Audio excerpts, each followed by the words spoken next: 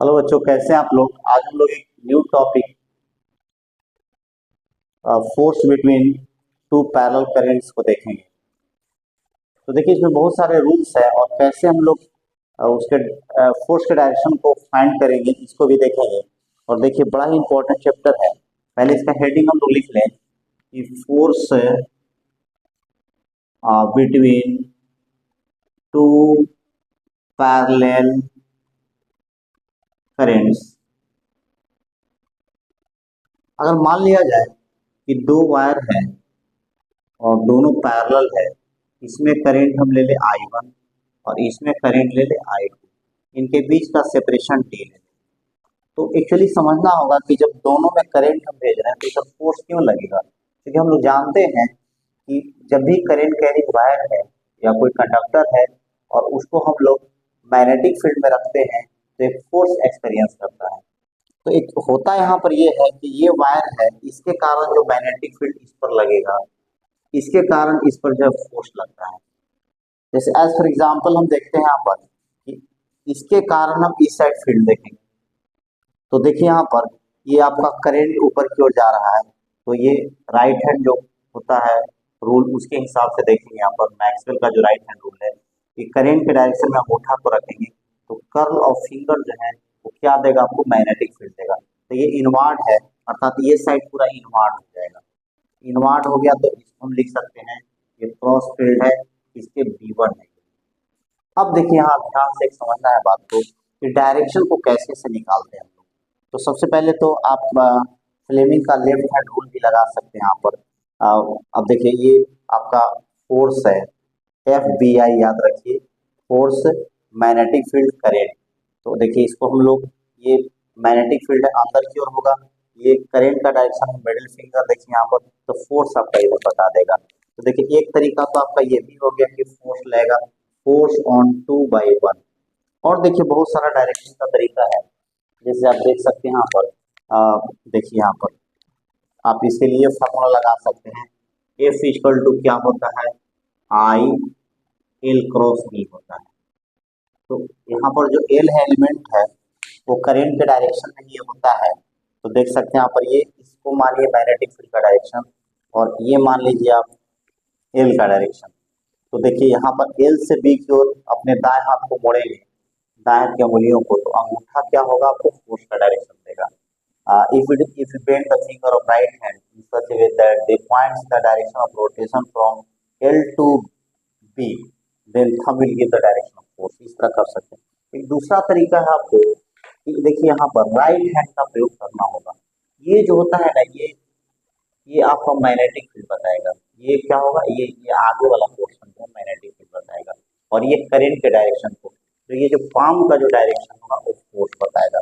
देखिए, यहाँ पर मैग्नेटिक फील्ड अंदर की ओर है, देखिए क्रॉस फील्ड है, और ये करंट का डायरेक्शन होगा। तो देखिए, पाम का डायरेक्शन किधर आ रहा है, इधर आ रहा है मेरी तरफ। तो ये देखिए, आप यहाँ पर फोर्स ऐसे हो जाएगा, देख सकते हैं आप। तो इस तरह हम लोग कर देंगे। तो इस तरह आप निकाल सकते हैं। तीन तीन मेथड है यहाँ पर।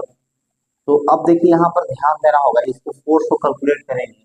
फोर्स ऑन 2/1, यहाँ पर लिख सकते हैं force on wire 2 by wire 1। तो यहाँ पर देखिए, 1 के कारण तो 1 का फील्ड रहता है। अब देखिए यहाँ पर F21 में तो 2 का क्या क्या रहेगा, क्योंकि फोर्स का पद आप निकाल सकते हैं यहाँ पर BIL साइन थीटा। तो देखिए, अब इसमें कौन सा टर्म किसका होगा, तो फोर्स ऑन 2, 2 निकालेंगे तो 2 का ही करंट होगा I, लेंथ भी दूसरे का होगा, लेकिन मैग्नेटिक फील्ड पहला का होगा। देखिए समझिए, फोर्स ऑन 2, तो 2 का क्या होगा, करंट होगा, लेंथ होगा, लेकिन मैग्नेटिक फील्ड दूसरे का होगा। और ये आपका साइन 90 होगा। यहाँ पर देखिए, यहाँ से देखेंगे F21 बराबर I2L2B1। और याद कीजिए, जब इनफाइनाइट वायर हम लोग लेते थे तो ये B1 कितना हो जाएगा आपका, हम लोग मान रहे हैं बहुत लॉन्ग वायर है, μ0/4 पाई। आप याद कीजिए, यहाँ पर अगर ये I करेंट है तो D डिस्टेंस पर हम लोग निकालते थे μ0/4 पाई और 2I/D। तो यहाँ से आप कटा भी सकते हैं, लेकिन हम लोग कटाएंगे नहीं, एक फॉर्मेट निकालेंगे F21 I2 L2 mu naught by 4 पाई और ये होगा आपका 2I1 करंट इसका फील्ड 1 के कारण तो करंट उसी का होगा, ये होगा I1 बाई डी। यहाँ से फार्मूला जाएगा F21, तो अब इसको अरेंज कर ले हम लोग, mu naught by 4 pi 2I1 I2 और बाई डी और ये हो जाएगा आपका L2। तो एक्चुअली देखिए जब भी ऐसा होता है लेंथ नहीं दिया रहता है कभी कभी, तो हम लोग force per unit length calculate करते हैं, फोर्स ऑन 2/1। ये हो गया आपका फोर्स पर यूनिट लेंथ हो गया। यहाँ पर देखिए यहाँ से निकाल सकते हैं आप mu naught by 4 pi 2I1 I2 by D. अब देखिए अब इसी तरह हम लोग ये भी कैलकुलेट करेंगे, इस पर जो फोर्स लगेगा किसके कारण लगेगा, तो इस फील्ड के कारण लगेगा। देखिए यहाँ पर हम लोग देखते हैं ये जब आपका ऊपर की ओर है इसका फील्ड दिखना है, तो देखिए इसके कारण ये डॉट होगा इधर, देखिए ये आपका उंगली ऊपर आ रहा है ना, इस तरह मैं एक्सेल का राइट हैंड रूल लगा करके देखिए यहाँ पर ये आपका P2 होगा, ये क्या होगा डॉट फील्ड हो जाएगा P2। अब हम लोग को निकालना है कि फोर्स ऑन 1/2, इसको कैसे हम लोग करेंगे, तो देखिए अगर हम लोग फ्लेमिंग का रूल भी लगाते हैं लेफ्ट हैंड का, ये है आपका, तो FBI, तो देखिए FBI का देखिए यहाँ पर ये B का डायरेक्शन हो गया, करंट ऊपर की ओर है तो फोर्स ऐसे लगेगा, तो कितना होगा फोर्स ऑन 1/2।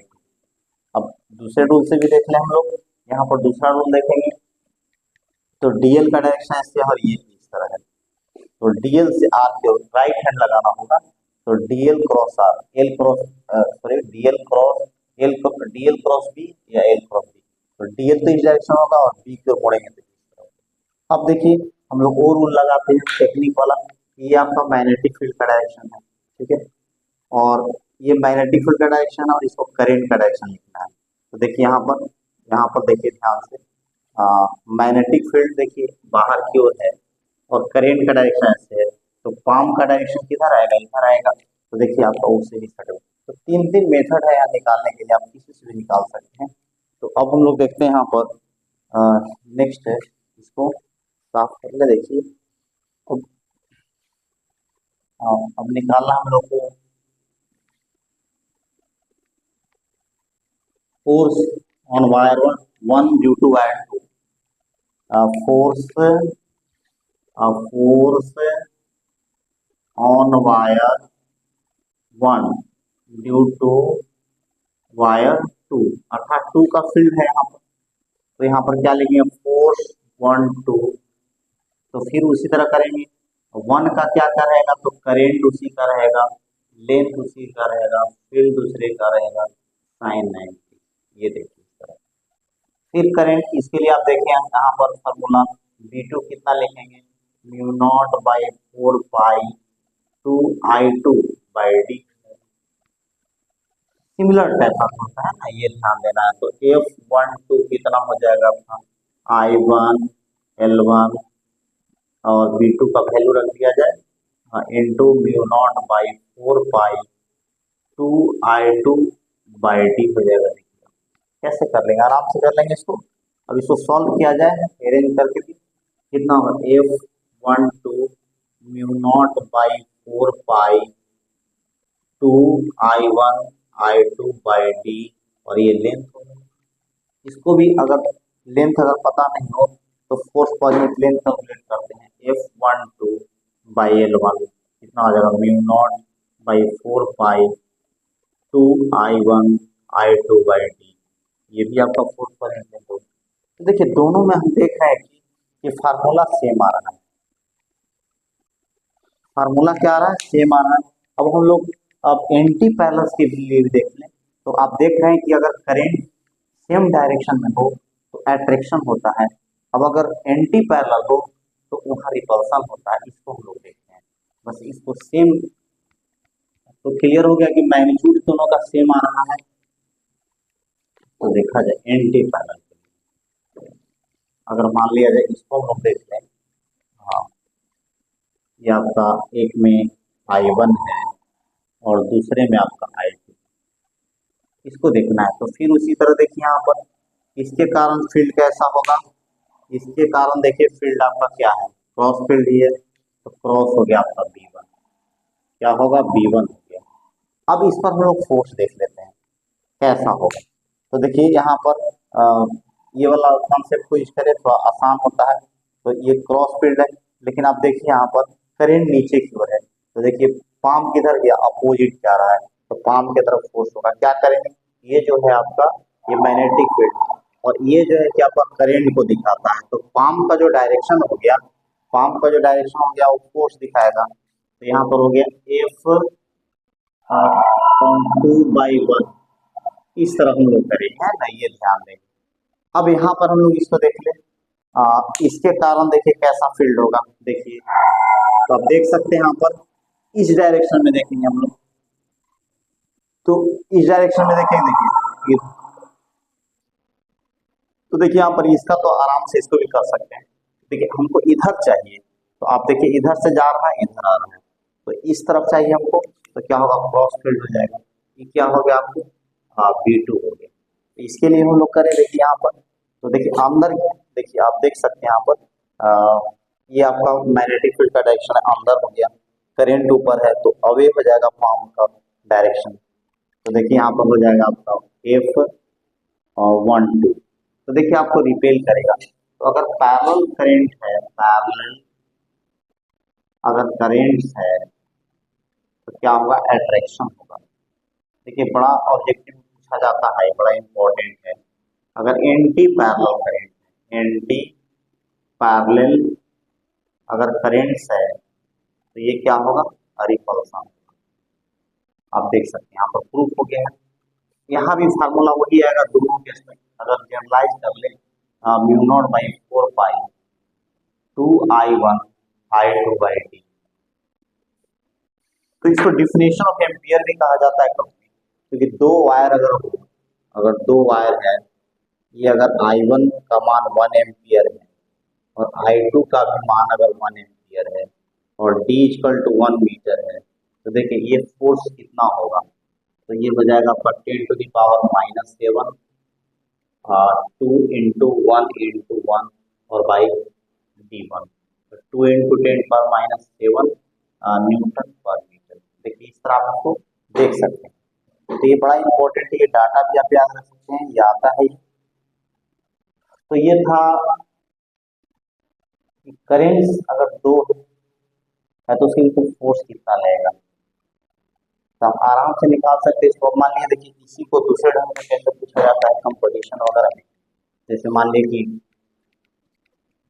इलेक्ट्रॉन, जैसे आप देख सकते हैं, जैसे मान लीजिए कि इलेक्ट्रॉन का इधर दो इलेक्ट्रॉन या इलेक्ट्रॉन का रे इस तरह जा रहा है, कैथोड रे, तो आप देख सकते हैं यहाँ पर ये करंट क्या होगा, सिमिलर हो जाएगा I1 I2। तो बस आपको बता देना है कि अट्रैक्शन होगा। अगर मान लीजिए कि इलेक्ट्रॉन इधर जा रहा है और एक इलेक्ट्रॉन इधर जा रहा है इस तरह, तो करंट का डायरेक्शन क्या होगा, I1 हो गया और इसका I2 होगा, अपोजिट होगा करंट का। तो क्या होगा यहाँ पर अपोजिट है, तो ये क्या होगा, रिपल्सन हो जाएगा। इस तरह हम लोग करेंगे। और हम लोग देख लें, इलेक्ट्रॉन है ऊपर की ओर, प्रोटॉन है नीचे की ओर। अब करंट भी इसको बदलिए, तो ये होगा I1 और ये देखिए प्रोटॉन का डायरेक्शन, करंट का डायरेक्शन होता है I2, तो क्या होगा, अट्रैक्शन हो जाएगा। अब मान लीजिए इलेक्ट्रॉन इधर जा रहा है, प्रोटॉन का भी सेम डायरेक्शन, तो करंट में बदलिए, ये I1 हो गया और ये तो I2 हो जाएगा। तो देखिए एंटी पैरेलल है तो क्या होगा, रिपल्सन हो जाएगा। इस तरह हम लोग आराम से निकाल सकते हैं। इस तरह का क्वेश्चन अगर देता है तो आप आराम से निकाल सकते हैं। तो ये था आपका कंप्लीट